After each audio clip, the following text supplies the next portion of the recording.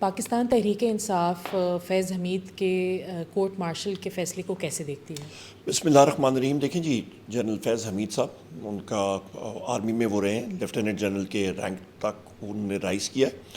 Army act کے تحت ان کو کل اریسٹ کیا گیا تھا، اور سننے میں جو اخباروں میں آیا ہوا ہے کہ ان کو کورٹ مارشل کیا جا رہا ہے. ان کے پاس کوئی پروف ہوں گے، وہ پروف دکھا دیں، کورٹ آف لاء میں چیز چلے گی.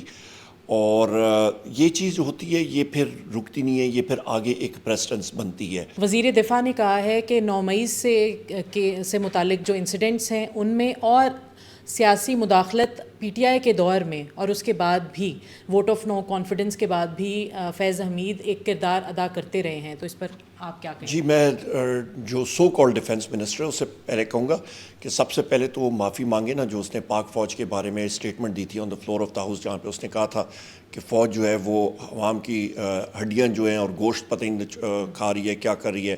اور اس کے بعد جب وہ ڈیفنس منسٹر بھی بنا تھا تو افسران نے اس کو سلوٹ کرنے سے بھی انکار کیا تھا. اس کو وہ ٹائم یاد آنا چاہیے، اس کو پھر قوم سے معافی مانگنی چاہیے.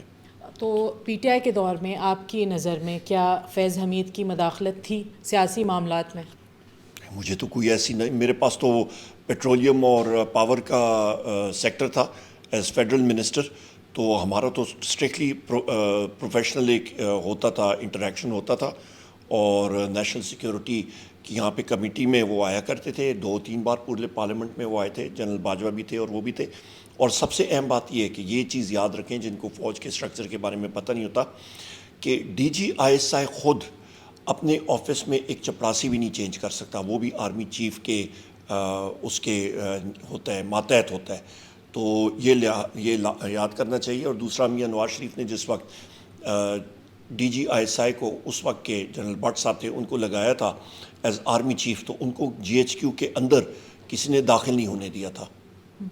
تو پی ٹی آئی کے کئی اراکین نے قومی اسمبلی پی ٹی آئی کے دور حکومت میں، کیا آپ کے پاس یا سینئر قیادت جو ہے دیگر، وہ کیا فیض حمید کے سیاست میں مداخلت سے متعلق یا انٹرفیرنس جو معاملات میں اس سے متعلق شکایات کبھی لے کر نہیں آئی جو دیگر پی ٹی آئی ممبرس تھے؟